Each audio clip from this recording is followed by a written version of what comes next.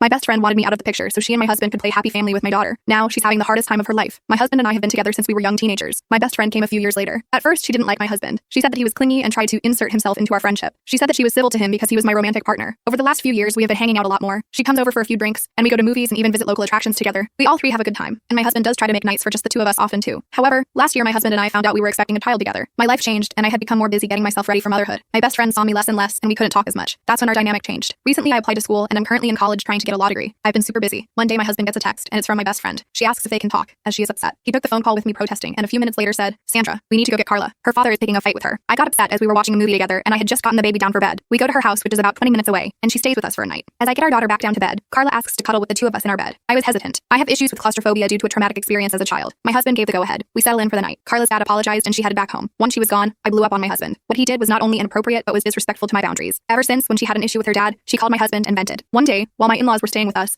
my mother-in-law overheard a conversation with my husband and Carla. She was concerned and asked me if I was okay with it. I said, "No, not really," but every time I bring it up, he gets defensive, saying that she needs help, that she is going through a hard time. It is important to note that my mother-in-law was cheated on in the past by my husband's father. We are also extremely close, and she sees me as a daughter. She hates cheaters with a passion, and my husband, who I will refer to as James, was using the same excuses his father did. She asked to speak to him privately and walked to our living room. They got into a heated match, and James apologized to me. He said he didn't know that it was hurting me and causing issues in our marriage. I asked him, how would he feel if I had asked him if another man could sleep in the bed with us? He deflated and tried to say, "It's different." His stepfather spoke up and said, "It is the same. You're uncomfortable with it. So is she. Quit with the excuses." Once the dust settled, my husband truly apologized to me for his actions and said he would do better. I kissed him, and that was that. However, lately, Carla has been calling him 3 to 8 times a day. She says it's because she is bored and has no one else to talk to. I snap. I call him out over the nonchalance about the situation, how he answers when she calls, and how it makes me feel like a third wheel in my marriage. His response? "She's just lonely. You're letting it get to you." That night, I slept in the living room. I'm starting to suspect that she is trying to monopolize his time. She calls him for over an hour each time he calls. They talk. She complains about her life, etc., almost like she is his girlfriend or something. Update. James and I are getting a divorce. Carla is no longer a friend to me or our mutuals. They are indeed having an affair. They used the ruse that he was helping her through emotional issues to hide the fact. They plan to try and get me to terminate my rights to my child for Carla to adopt her. She is infertile due to an illness she suffered from as a teenager. She wanted a baby so badly, and to get me out of the picture so they could play happy family with my daughter. I was stunned. She then asked me if I was happy for tearing their family apart. I had to look at her for a second. She tore my family apart. I wanted to slap her so bad. Because of her, my daughter is probably going to lose her father. My in-laws have decided to cut ties with James after this. He openly disrespected them when they gave me a place to stay after I was kicked out of the house. They also decided to foot the cost of a lawyer since I was a stay-at-home mom. The good thing was, I got full custody of my daughter with supervised visitation from my ex. His own words came back to haunt him. I had proof of all his threats and the blackmail of him trying to get me to sign away my rights, and the judge wasn't happy. He tore into James and Carla about their behavior, how they tried to blackmail me, and how they were lucky that I didn't press extortion charges. Next up, my protection order was granted because of all the unwarranted behavior and aggression towards me. My mother-in-law, who stayed beside me in court, is the one who volunteered to facilitate the supervised visits until my divorce became final. If Carla and James try to contact me again, unless it is strictly about our daughter, then they both will go to jail. Lastly, after court, James said something that broke my heart about our daughter. If he can't have primary custody, he will petition to terminate his rights. After we thought everything was through, my soon-to-be ex-husband has been hospitalized. Carla called me crying despite the order. James tried to commit suicide and she found him just in time. He tried to overdose on his prescriptions and now he is in the hospital. The doctors don't know how long he will be there.